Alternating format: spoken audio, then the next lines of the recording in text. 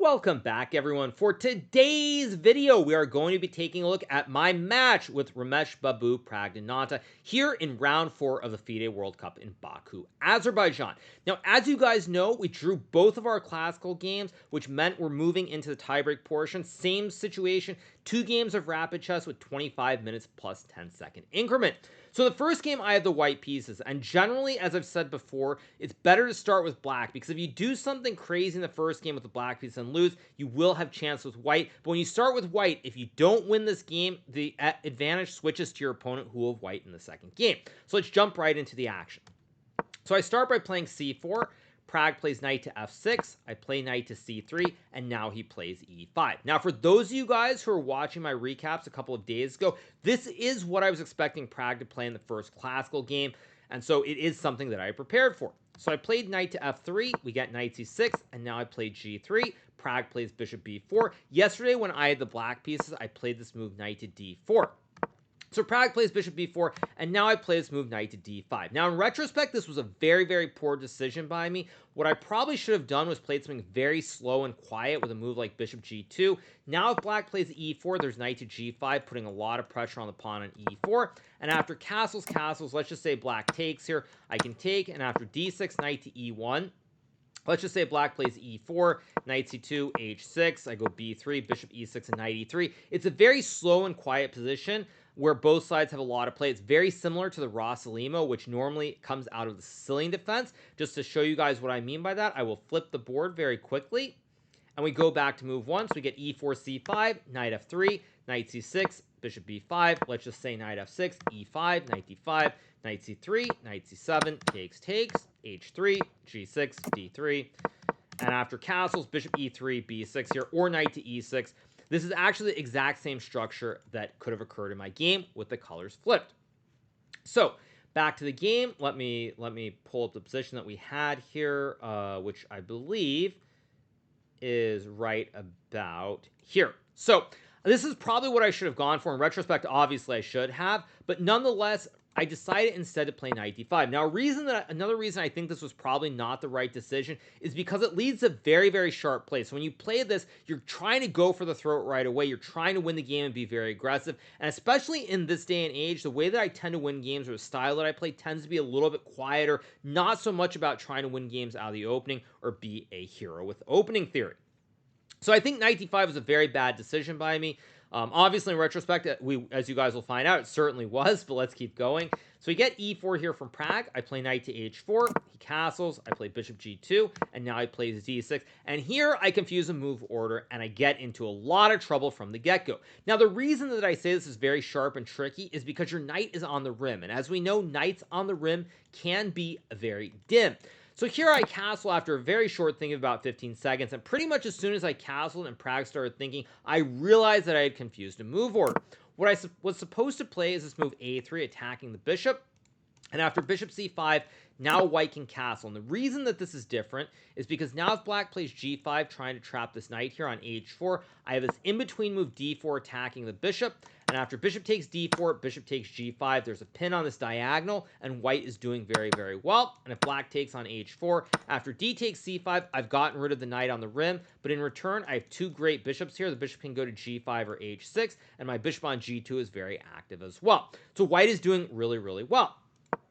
And it's worth pointing out that in 2016 in the Kansas tournament, which was held in Moscow, Russia, I did actually play a3, the correct move order, against Vishy Anand, also from India, and I won a very nice game. It continued with bishop c5, castles, he played rook e8, and then I played e3 here, and after g5, b4, bishop b6, bishop b2, I got a very big advantage very quickly in that game. The big difference is the bishop is developed, the queen can jump in right away. So let's say black were to take and play knight b8, for example. Here I can go queen to h5, and after g takes h4, queen h6 is simply winning the game here due to this great long diagonal.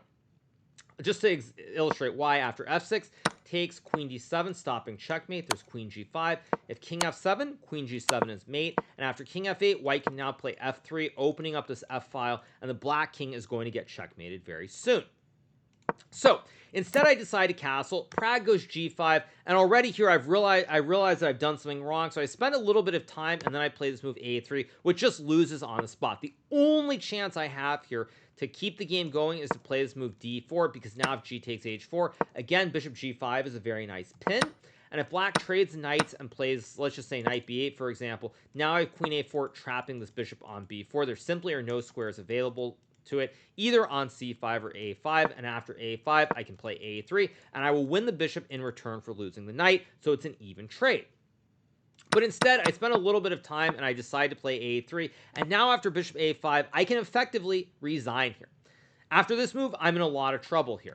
Now, it's worth pointing out that bishop c5 would transpose back into the other line where there is d4, so that's why bishop a5 now makes a huge difference. And here, I play this move d3 after a bit of a thing. 7 minutes, very, very unhappy with myself. I realize that I've completely messed this up, and now it's simply trying to find a way to keep the game going, create some kind of counterplay, and maybe something good can happen. But I play d3, Pragg trades the knights on d5 and goes knight b8, and now I am simply going to lose this knight on h4. I can't go to either f3 or f5, and it's effectively hopeless.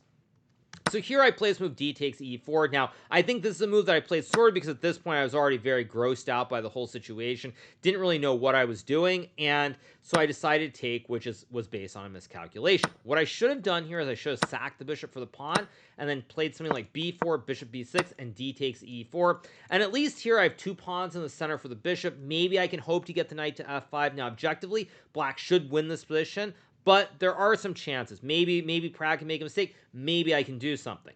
But when I decide instead to take on e4, and Pragg captures a knight, and I go bishop h6, and he plays rook e8, is that I simply thought I could go queen d4, threatening checkmate, and after rook e5, I had f4 winning the rook, because if you move the rook, checkmate in 1 with queen g7, but black has bishop b6, simply winning the queen on d4, and I lose the game immediately. Now, maybe this would have been better than playing it out on one hand, because when I decide to play it out, you're hoping for a miracle, but if you don't get that miracle, you feel like you've wasted a lot of your time. Anyway, so I decide instead to take on h4 here, and the idea is I want to go king h1, rook g1, and go for a Hail Mary on the g file. Pragg plays queen takes h4, and I play queen c1, guarding the bishop. He plays f6, and now I go king h1, trying to play rook g1 and infiltrate on the g file.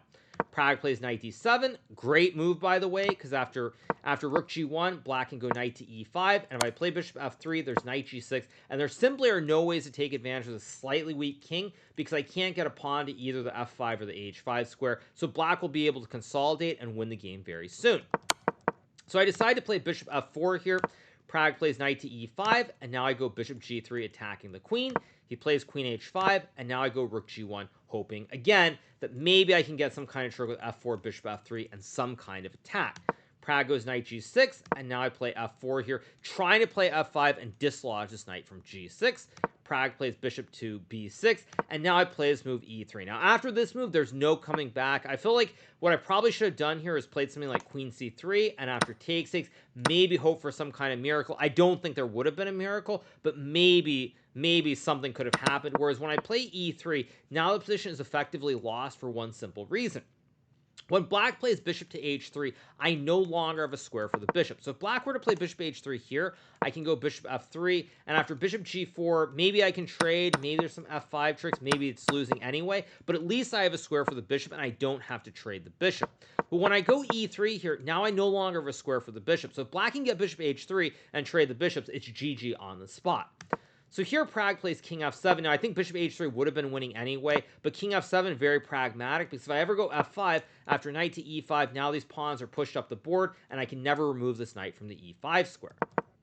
So I play e5 here, just hoping for something. Maybe the king will become a target on the f-file. Pragg takes, I take back, knight takes, I go queen c3, trying to go rook f1, and here Pragg plays bishop h3, which is not the best move. It doesn't change the outcome of the game, but I do want to show you guys one cute line, which is that black can play knight g4 here, attacking this pawn on e3, and if I play a move like, let's say, rook to e1, guarding the pawn, black can sack the queen with queen takes h2, and after bishop takes h2, there's knight f2 with the classic smothered checkmate. King simply can't go anywhere.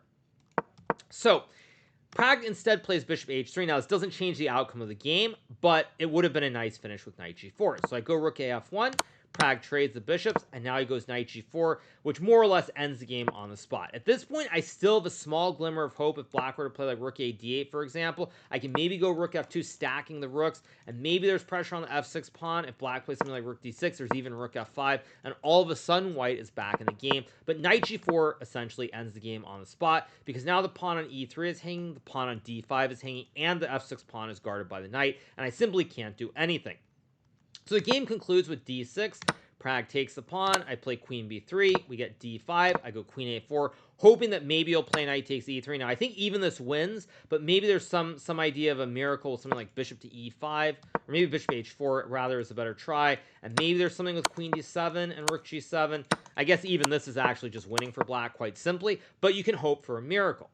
Pragg does not do that. Instead, he just plays rook e4, because now if I check on d7, black can simply block, the queen guards the pawn and the knight, and it's all but over. So I play queen d1, Pragg takes the pawn. Now, of course, black is completely winning. The king is safe behind the pawn, queen guards the pawn, and there's just nothing I can do. And I play a few more moves, but at this point, the game is over. So I play a4, he goes rook e8, I play queen b3, b6. If bishop b6, maybe I have a5, although even this is simply just over as well. But he plays b6, I play queen b5, and after bishop d4, I simply resign, because everything is guarded. The pawn is guarded, you can put the rook on e7, I'm down a knight, and there's just no hope. So a very, very unfortunate start to this match. I lose the first game with the white pieces, which is really, really bad, because now I go into the second game in a must-win situation with the black pieces. So let's jump right into the second game. So here Pragg plays e4 now, because in a must-win situation, e4 objectively I think is better than any other move, and the reason is that if you play e4, probably the most solid reply is 1e5, but generally after e5, knight f3, if you play knight f6 in the Petrov, there are many ways to force a draw. If you play knight c6, for example, the way that Daniil Dubov did in his must-win situation earlier in the tournament against Daniele Vocaturo from Italy, white can play something like the 4 knights here, and it's just very, very hard to create play, and Dubov, in fact, drew his second game of the Classical against Vocaturo and was eliminated. So that's why e4 is so good in situations where you only need a draw, because it takes away a lot of options from your opponent. So after e4, I decide to play d6 and play the modern defense. I think at the top level these days, especially in the Champions Chess Tour, you'll notice that many of the players, when they're in must-win situations, they do play the modern. The most recent examples would be Wesley So, I believe in his match against Fabiano Caruana, and also Fabiano in a situation where he needed to win with black against Magnus Carlsen. Both of those guys tried the modern, and I think at the top level, most people play it because it's the best chance to keep pieces on the board. So Pragg plays d4, I go g6, we get knight f3, bishop g7, bishop to c4, and now I play this move, knight to c6, trying to develop the knight, maybe bring the other knight in later down the road, but it's sort of a wait-and-see approach, whereas if you play knight f6, white can immediately play queen e2 with the idea of e5. So I play knight c6, Pragg plays h3, stopping bishop g4, I go knight to f6, now he plays queen e2, and here I play this move e5, Pragg takes on e5, and now I decide to take with the pawn. Now, I did look at this very briefly before the second game. I did know that knight takes e5 was the best move, but the reason I chose not to play this is that after knight takes, pawn takes, there's one less set of knights on the board, and white's play is very easy here. White can play things like b3, a4, and bishop a3. He can play for rook d1, and it's very hard to create play. So instead, I decided to make what I thought was a good practical decision by taking with the pawn and keeping all of the pieces on the board. Pragg castles, I castle, and now he plays this move rook to d1. Here I go bishop to d7, trying to move my queen, potentially maybe go knight d4 down the road, but already it's very difficult to create play because h3 stops at bishop g4. I don't have knight d4 available, and it's going to be very, very difficult, whereas white's moves here are very straightforward. White wants to move the bishop and bring the knight into the center of the board, like bishop g5, knight c3, and knight d5. So here, Pragg plays knight c3, I go queen to c8, and now he plays this move bishop g5, and now I play this move rook e8. Now, I would have loved to have played a move like bishop e6 here, but the problem is that white can simply trade the bishops and go knight d5 once again, and now their set of bishops are off the board. I'm going to play something like knight e8, and after a move like c3, it's going to be borderline impossible to create an imbalance. Now, what do I mean by an imbalance? Specifically, it's when the pawn structure becomes different. Now, in this situation, pawns are all very, very symmetrical. All the pawns are on the exact same files. So you want some kind of pawn structure imbalance, and it's going to be very, very difficult to do that. So I decided to play rook e8 instead.